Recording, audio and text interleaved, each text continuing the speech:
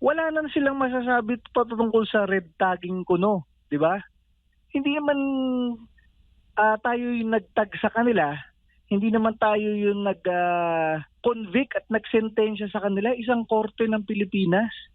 Alam mo, ang korte talagang ano yan, hindi ka pwede mag-exaggerate ng kwento dyan. Talagang tumagal yung panahon na inalam mismo nung huwes kung ano yung detalye lamang, walang exaggeration sa mga kwento.